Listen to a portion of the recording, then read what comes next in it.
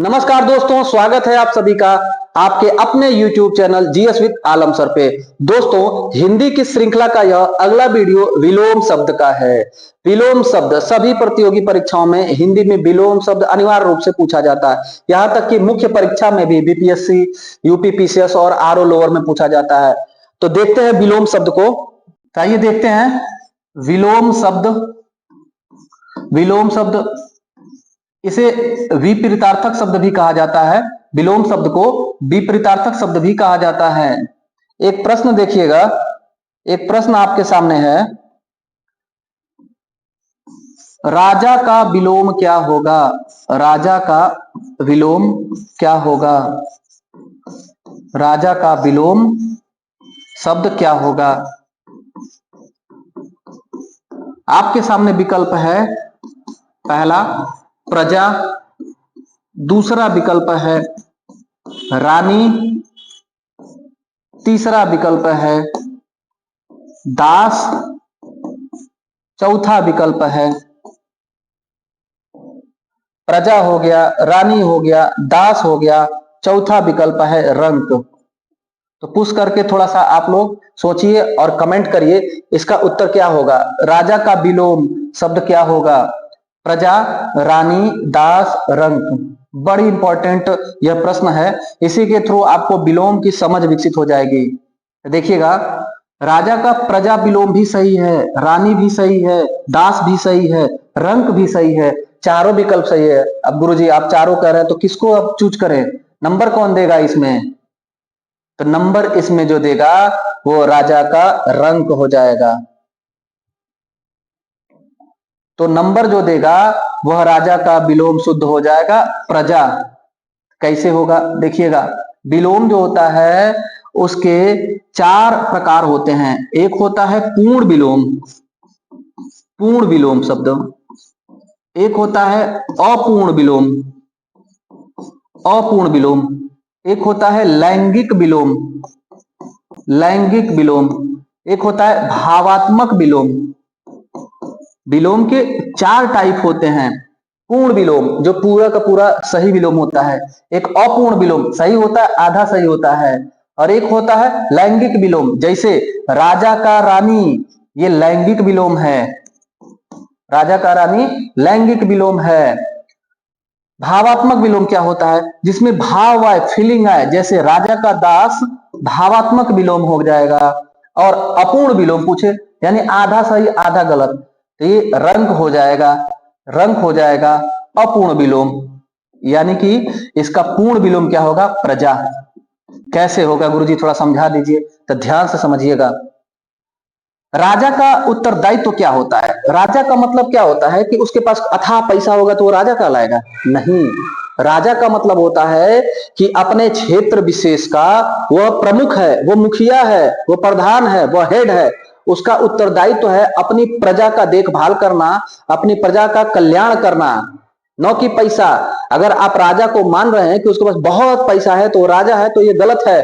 तो उसके हिसाब से राजा का मतलब अमीर आदमी समझ रहे हैं तो रंक उसका जो होगा वो सही होगा। लेकिन यहां पर राजा का रंक अपूर्ण विलोम में होगा। रंक मतलब कि जिसके पास कुछ नहीं हो। राजा का मतलब ये थोड़े ना हुआ कि उसके पास बहुत सारा पैसा है ना। बहुत सारे इतिहास में ऐसे राजा हुए हैं जो आर्थिक रूप से उतने संपन्न नहीं थे लेकिन फिर भी राजा थे। तो राजा का जो रंक होगा वो अपूर्ण विलोम होगा, आधा विलोम होगा। और राजा का जो दास होगा वो भावनात्मक विलोम या भावात्मक विलोम हो जाएगा। और राजा का रानी जो है वह लैंगिक विलोम हो जाएगा। और राजा का प्रजा यह पूर्ण विलोम हो जाएगा। पूर्ण मतलब परफेक्ट विलोम हो जाएगा। यही उत्तर सही हो जाएगा। जब ऐसे प्रश्न पूछेगा, चारों आपको लगेगा कि ये भी सही है, ये भी सही है, ये भी सही है, तो हमेशा पूर्णता वाला आप विकल्प चुनिएगा, गलत मत करिएगा।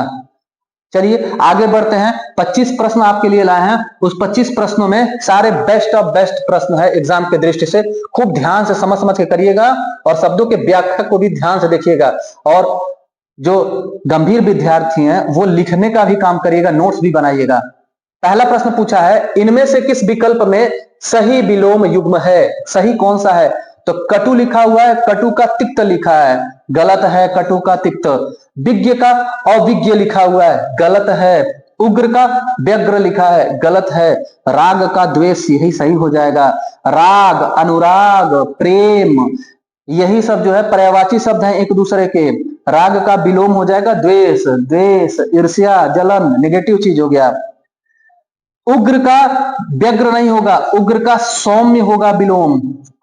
उग्र का विलोम क्या हो जाएगा? सौम्य। विज्ञ का पूछे विलोम क्या होगा, तो विज्ञ मतलब होता है विद्वान, जिसको जानकारी हो, जिसको ज्ञान हो। विज्ञ का विलोम हो जाएगा अज्ञ। अज्ञ मतलब जिसको कुछ जानकारी नहीं हो। कटु, कटु मतलब होता है कड़वा, कड़वा का तत्सम है कटु। और तिक्त मतलब होता है तीखा। तो दोनों तो कड़वा और तीखा है, यानी कि एक दूसरे के पर्यायवाची हैं, विलोम नहीं है। तो ये नहीं होगा, ये नहीं होगा, ये नहीं होगा। बचा आपका पहला प्रश्न का उत्तर डी हो जाएगा। तिक्त शब्द है, तिक्त तत्सम शब्द है। तिक्त तत्सम का तद्भव हो जाएगा तीता। इसी के तरह एक और शब्द होता है तीखा। क्या तीता और तीखा एक ही प्रकार के शब्द है? पर्यायवाची तो होंगे लेकिन अर्थ अलग अलग है। जैसे कहा जाए मिर्च क्या है, मिर्च तीखा है कि तीता है, तो आप कहेंगे मिर्च तीता भी है और तीखा भी है। तो नहीं, गलत हो जाएगा। मिर्च हमेशा तीता होता है। मिर्च में कैप्सेसिन पाया जाता है, जिसकी वजह से मिर्च तीता होता है। तीता और तिक्त मिर्च हो जाएगा। और तीखा जो होता है वो शब्द होता है। उसने बहुत तीक्ष्ण शब्द का प्रयोग किया, उसने बहुत तीक्ष्ण बाण चलाया। तो तीक्ष्ण तीखा, तीखा तद्भव है और तीक्ष्ण उसका तत्सम है। यह शब्द और बाण के लिए प्रयोग होता है। और तीता तद्भव है, इसका तत्सम तिक्त है, जो मृचा के लिए और भी तीते चीज के लिए लगता है। दूसरा प्रश्न देखते हैं। सामिस शब्द का विलोम शब्द क्या होगा? सामिस का विलोम हो जाएगा निरामिष। सामिस का मतलब होता है मांसाहारी भोजन। सामिस का मतलब होता है मांसाहारी भोजन और निरामिष का मतलब होता है शाकाहारी भोजन। तो सामिस का विलोम शब्द हो जाएगा निरामिष। तीसरा प्रश्न है साथियों, इनमें से कौन सा विलोम युग्म सही नहीं है पूछा गया है। रित का विलोम अनृत, ये सही है।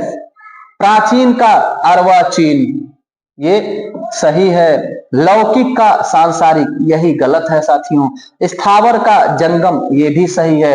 तो तीसरा का उत्तर हो जाएगा सी। अब आइए व्याख्या देखते हैं। रित का मतलब होता है सत्य, रित का मतलब होता है सत्य, सही। और अनृत का मतलब होता है गलत, असत्य।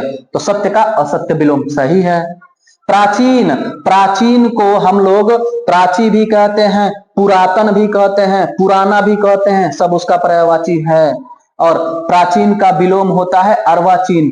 अर्वाचीन को नवीन कहते हैं, नया कहते हैं, आधुनिक कहते हैं, ये सब इसके पर्यायवाची शब्द हैं। लौकिक और सांसारिक, देखिएगा ये गलत है, ये पर्यायवाची शब्द हैं, विलोम शब्द नहीं है। लौकिक का मतलब हो गया जो हमको लौकाई दे रहा है, समझ रहे हैं? लौकाई यानी कि जो भौतिक जगत, जो सांसारिक जगत हम देख पा रहे हैं, वह सब लौकिक और सांसारिक जगत है, भौतिक जगत है। और इस लोक से जो परे है वह पारलौकिक जगत है। तो लौकिक का विलोम हो जाएगा पारलौकिक।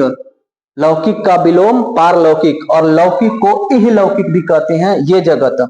स्थावर शब्द, स्थावर का अर्थ होता है जो चलने वाला हो, जो चलनशील हो, चलनयान हो। और जंगम का मतलब हो जाएगा जो एक जगह स्थिर हो। जंगम मतलब जो एक जगह स्थिर हो। स्थावर का जंगम खूब इंपॉर्टेंट है, रट्टा मार लीजिएगा। स्थावर का जंगम विलोम शब्द को पूछता है एग्जाम में। चौथा प्रश्न देखते हैं। चौथा प्रश्न आपके सामने है, व्यष्टि शब्द का विलोम क्या होगा? व्यष्टि का विलोम शब्द हो जाएगा समष्टि। व्यष्टि का मतलब क्या होता है गुरुजी? तो व्यष्टि का मतलब होता है कि व्यक्तिवाद, पर्टिकुलर, इंडिविजुअल। और समष्टि का मतलब होता है बड़े स्तर पर, सामाजिक स्तर पर। समाज शब्द से बना है समष्टि और व्यक्ति से बना हुआ व्यष्टि। अच्छा, दृष्टि का मतलब क्या होता है? दृष्टि का मतलब होता है विजन, देखने योग्य। और वृष्टि मतलब, वृष्टि का मतलब होता है वर्षा। वृष्टि का मतलब वर्षा। आप कमेंट करके बताइए वर्षा के 3 रूप, जो पिछले वीडियो में हमने बर्तन शुद्धि में बताया है। अतिवृष्टि, अनावृष्टि और अल्प वृष्टि का मतलब क्या होता है, जरूर कमेंट करिएगा। अक्षी, अक्षी जो है वो आंख का पर्यायवाची है। आंख का पर्यायवाची नेत्र, नयन, लोचन, दृगु, चश्म, चश्मा नहीं चश्म, जहां पर चश्मा लगता है उस अंग को कहते हैं चश्म, पर्यायवाची है चश्म आंख का। पांचवा प्रश्न है साथियों, अशुद्ध विलोम वाला शब्द युग्म कौन सा है? अभिमुख, उन्मुख, यही गलत हो जाएगा, अशुद्ध हो जाएगा। अभिमुख का विलोम हो जाएगा अधोमुख, अधोमुख, और उन्मुख का विलोम पूछे तो विमुख हो जाएगा। यानी अब मतलब क्या होता है इसका, व्याख्या कर दीजिए। तो अभिमुख का मतलब होता है कि जो सामने मुख किया हो, और विमुख का मतलब हो गया जो दूसरी तरफ मुख किया हो। उन्मुख का विलोम विमुख। उन्मुख और अभिमुख दोनों पर्यायवाची शब्द हैं। उन्मुख का मतलब भी हुआ सामने मुख किया हुआ, अभिमुख का मतलब भी हुआ सामने मुख किया हुआ। अधोमुख का मतलब कि दूसरी तरफ मुख किया हुआ, विमुख मतलब दूसरी तरफ मुख किया हुआ। हर्स्व मतलब होता है छोटा, और दीर्घ मतलब होता है बड़ा। यह जो है हर्स्व का दीर्घ, ये भी सही है। अच्छा, आपसे पूछा अशुद्ध ना, तो आपने अशुद्ध छाट ही लिया। व्याख्या देते हैं, गणतंत्र एक तंत्र, क्या सही है? आपने कहा सर ये अशुद्ध है तो बाकी सब तो सही होगा। कैसे सही होगा? कुछ लोग कहेंगे गणतंत्र का जो है वो कैसे एक तंत्र होगा सर?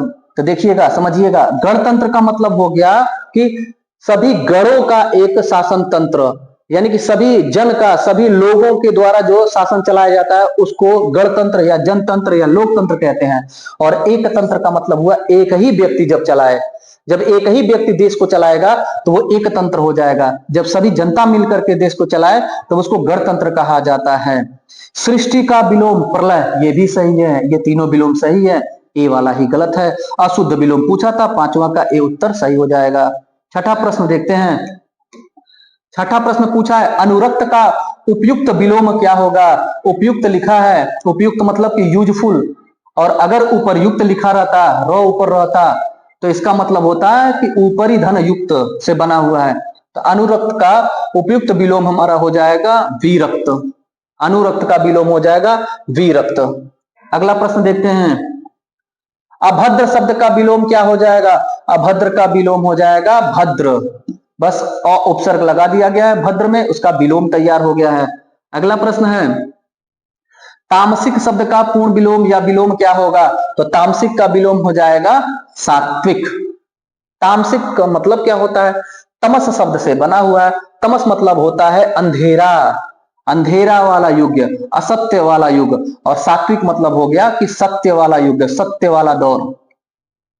इसके अलावा आत्मिक दिया है, अनात्मिक इसका विलोम हो जाएगा। स्वादिष्ट लिखा हुआ है, बहुत आसान इसका विलोम होता है, आप इसका कमेंट करिए। स्वादिष्ट का विलोम शब्द क्या होगा? अशिष्ट है, इसका शिष्ट विलोम हो जाएगा। अगला प्रश्न देखते हैं। 9वां प्रश्न है साथियों, जंगम शब्द का सही विलोम क्या होगा? तो अभी हमने किया, जंगम का स्थावर विलोम हो जाएगा, स्थावर का जंगम विलोम हो जाएगा। अच्छा, स्थूल का विलोम क्या हो जाएगा सर? तो स्थूल का हो जाएगा सूक्ष्म, स्थूल का विलोम हो जाएगा सूक्ष्म। स्थिर का विलोम क्या हो जाएगा? अस्थिर हो जाएगा, स्थिर का विलोम हो जाएगा अस्थिर। अगला प्रश्न है 10वां प्रश्न देखते हैं, निम्न में से कौन सा विलोम युग्म सही नहीं है? गलत पूछ रहा है, कौन सा गलत है इसमें? तो इष्ट का विलोम होता है अनिष्ट, और अनिष्ट का विलोम होता है इष्ट। और इष्ट का शाब्दिक अर्थ अगर पूछे तो क्या होता है? इष्ट का अर्थ होता है चाहा हुआ, ऐषणा, अभिलाषा, इष्ट पर्यायवाची है। आशा का निराशा सही है।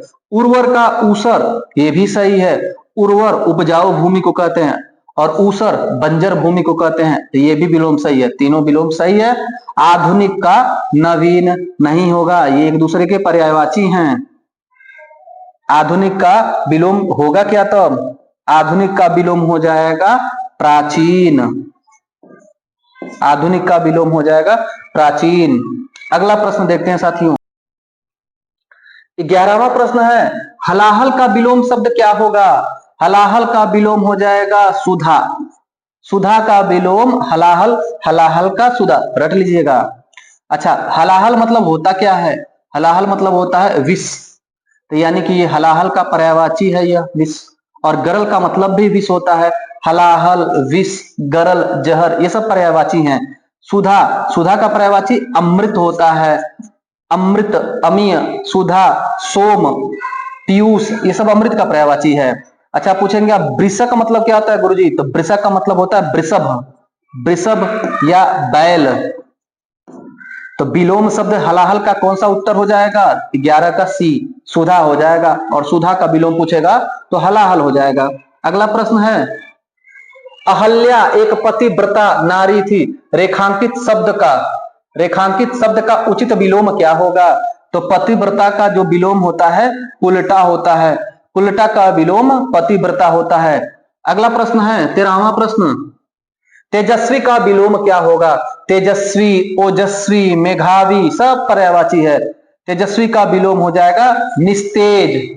तेजस्वी का विलोम निस्तेज और निस्तेज का विलोम तेजस्वी हो जाएगा। 14वां प्रश्न है, कौन सा विलोम युग्म सही है? स्मरण, स्मरण मतलब होता है याद करना और विस्मरण मतलब होता है भूल जाना। तो 14 का ए उत्तर सही होगा। विलोम युग्म सही ए वाला हो जाएगा। खंडन का भी खंडन दिया है, यहां पर क्या गलत था? तो खंडन मतलब होता है अलग अलग करना और विखंडन मतलब भी होता है अलग अलग करना। थोड़ा विस्तृत रूप से खंडन करना विखंडन हो जाएगा। जैसे नाभिकीय विखंडन, नाभिकीय विखंडन में विशेष रूप से खंडन किया जाता है, तो वो नाभिकीय विखंडन, खंडन मतलब भी अलग अलग और खंडन मतलब भी अलग अलग। अच्छा तो विखंडन का विलोम बता दीजिए होगा क्या? तो विखंडन का विलोम हो जाएगा संलयन। संलयन का विलोम विखंडन। नाभिकीय संलयन और नाभिकीय विखंडन वाला है शब्द।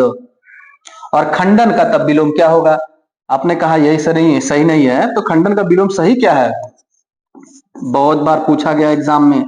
खंडन का विलोम होता है मंडन और मंडन का विलोम होता है खंडन। नत, विनत, ये भी सही नहीं है। शिष्ट, विशिष्ट, ये भी सही नहीं है। शिष्ट का हो जाएगा अशिष्ट, शिष्ट का अशिष्ट, सी वाला। नत, नत का विलोम हो जाएगा अनत, नत का विलोम हो जाएगा अनत। हो गया। 15 नंबर क्वेश्चन देखते हैं हम लोग। कौन सा विलोम युग्म सही नहीं है? सापेक्ष, निरपेक्ष सही है। सापेक्ष का विलोम निरपेक्ष होता है। आपत्ति, विपत्ति, यही गलत है। एक तो आपत्ति पड़ी थी और ऊपर से एक विपत्ति आ गई, दोनों पर्यायवाची हैं। आपत्ति, विपत्ति, विपदा। स्वकीय, परकीय विलोम है, सही है। व्यष्टि, समष्टि सही है। रिपीट हुआ है क्वेश्चन। तो आपत्ति, विपत्ति विलोम सही नहीं है। 15 का उत्तर क्या हो जाएगा? बी, यही जो है विलोम युग्म सही नहीं है, बाकी सब सही है। अगला प्रश्न देखते हैं। 16वां प्रश्न है, कौन सा विलोम युग्म सही नहीं है? आकर्षण का विकर्षण सही है साथियों। अमल का विमल गलत है। अमल का विलोम मल हो जाएगा, मल का विलोम अमल हो जाएगा। ईमानदार का बेईमान सही है। कृतज्ञ का कृतज्ञ सही है। तो कौन सा विलोम युग्म सही नहीं है? तो बी वाला उत्तर हो जाएगा। अच्छा कृतज्ञ मतलब होता क्या है? बाकी शब्द तो जान रहे हैं। कृतज्ञ का मतलब होता है जिसके ऊपर उपकार किया गया हो वो कृतज्ञ हो गया, और जिसके ऊपर उपकार न किया गया हो वह कृतज्ञ हो गया। अगला प्रश्न देखते हैं। निम्नांकित शब्दों में सुकर का विलोम क्या होगा? सुकर, ये सुकर मार्धव वाला सुकर नहीं है, ये सुकर है। सुंदर कार्य करना, सुकर। तो सुकर का विलोम हो जाएगा दुष्कर। सुकर सुंदर करना और दुष्कर मतलब दुह धन कर से बना हुआ है। दुह धन कर संधि हुआ है, तो दु मतलब होता है नेगेटिव, कठिनाई। सुकर का विलोम हो जाएगा दुष्कर। अगला प्रश्न है, इनमें से किस विकल्प में परस्पर विलोम शब्द नहीं है? दीनहीन, ये विलोम नहीं है, पर्यायवाची हैं। मेहमान, मेजबान, यह विलोम है। मेहमान, पहुना, अतिथि, गेस्ट, ये सब एक शब्द है। और मेजबान जिसके घर मेहमान या अतिथि आए हुए हैं, तो मेहमान का मेजबान विलोम सही हो जाएगा। सर्द का गर्म, ये भी सही हो जाएगा। नेकी का बद्दी, ये भी सही हो जाएगा। तो बचा गलत वाला दीनहीन, ये गलत हो जाएगा। अगला प्रश्न देखिएगा, पूछा है इनमें से किस विकल्प में परस्पर विलोम शब्द है? पहला है भला और चंगा, तो ये पर्यायवाची शब्द हैं, ये विलोम नहीं है।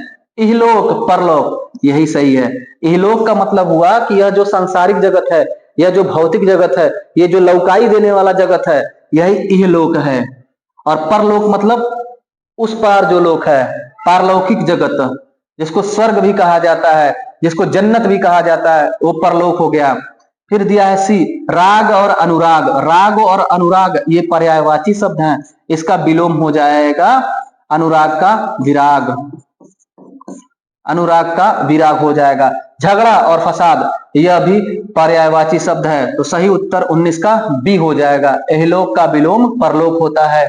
अंतिम प्रश्न है साथियों, अधम शब्द का विलोम क्या होगा? अधम का विलोम हो जाएगा उत्तम। अधम का विलोम हो जाएगा उत्तम। उत्तम का पर्यायवाची हो जाएगा सर्वोत्तम, सबसे बेहतर, सबसे अच्छा। और अधम मतलब होता है निकृष्ट, नीचा या निम्न, इसका पर्यायवाची होगा। ये 20वां प्रश्न था। अभी और भी प्रश्न है साथियों, 20 प्रश्न ही था। 21वां प्रश्न है, पालतू शब्द का विलोम क्या होगा? आज आपके लिए 25 प्रश्न लाया गया है। पालतू शब्द का विलोम क्या होगा? तो पालतू का विलोम हो जाएगा जंगली। पालतू का विलोम जंगली। जैसे जंगली जानवर एक होता है और एक पालतू जानवर होता है। जंगली जानवर को नहीं पाल सकते और पालतू जानवर को जंगल में नहीं छोड़ सकते हैं। अगला 22वां, अग्र शब्द का विलोम क्या होगा? अग्र का विलोम हो जाएगा पश्च, और पश्च का विलोम हो जाएगा अग्र। अगला प्रश्न है 23वां। अगला प्रश्न देखिएगा, क्षणिक का विलोम क्या होगा? क्षणिक का विलोम हो जाएगा शाश्वत। क्षणिक मतलब होता है जो क्षण भर के लिए हो, अल्प समय के लिए हो। जैसे बारिश शुरू हुई और तुरंत खत्म हो गई, तो क्या बोलेंगे? क्षणिक बरसाती। यह तो क्षणिक था, और उसका विलोम होगा शाश्वत। शाश्वत, शाश्वत मतलब कि जो सदैव रहे, हमेशा रहे, कभी समाप्त न हो। क्षणिक का विलोम शाश्वत हो जाएगा। 24वां प्रश्न है, कौन सा विलोम युग्म सही नहीं है? पूछा गया है, सही नहीं है। उचित का विलोम अनुचित, ये तो सही है। संपत्ति का विलोम विपत्ति, ये भी सही है। संयोग का विलोम वियोग, ये भी सही है। खंडन का विखंडन, ये गलत है विकल्प। इसका मतलब कि हमसे तो गलत ही पूछा गया है, गलत युग्म। तो 24 का उत्तर हो जाएगा डी। खंडन का विलोम क्या होगा? तो खंडन का विलोम मंडन हो जाएगा। विखंडन का विलोम क्या होगा? संलयन हो जाएगा। अंतिम प्रश्न 25वां प्रश्न देखिएगा साथियों, अंतिम प्रश्न है ये, कौन सा विलोम शब्द युग्म सही है? यानी सही पूछा गया है इसमें। आवास का निवास, नीरस का सरस, ये सही हो जाएगा। नीरस, इसका विलोम हो जाएगा सरस। नीरस मतलब नीरस लगना, बोझिल लगना। अगर आप यहां तक वीडियो देखते हुए चले आए तो इसका मतलब आपको यह वीडियो सरस लग रहा है, रस युक्त लग रहा है। और जो लोग छोड़ के चले गए वो लोग को वीडियो नीरस लग रहा था। समझ में आ गया? नीरस का विलोम सरस, और नीरस का अर्थ भी समझ में आ गया, सरस का अर्थ भी समझ में आ गया। आगे समझा दीजिए गुरुजी। इष्ट का विलोम होगा अनिष्ट। इष्ट का विलोम हो जाएगा अनिष्ट। और अल्प का हो जाएगा बहु। अल्प का विलोम हो जाएगा बहु। आवास और निवास ये क्या होता है बताइए? आवास निवास ये दोनों में थोड़ा सा अंतर होता है। देखिएगा, अगर आपके जिले के जिलाधिकारी हैं या तहसील के उप जिलाधिकारी हैं तो उनका एक अपना निजी आवास होगा, उनका जो घर होगा, उनका पैतृक घर होगा, वो उनका निवास स्थान है। वो जौनपुर जिला के हैं तो जौनपुर जिला उनका निवास है, और वर्तमान में जिला मुख्यालय में उनका आवास है। तो आवास जो होता है वो अस्थायी होता है, और निवास होता है वो परमानेंट होता है, वो निजी होता है। निजी मनो निवास, और जो अस्थायी है वो आवास। और वास तो दोनों में होता है, दोनों जगह वो रहते हैं।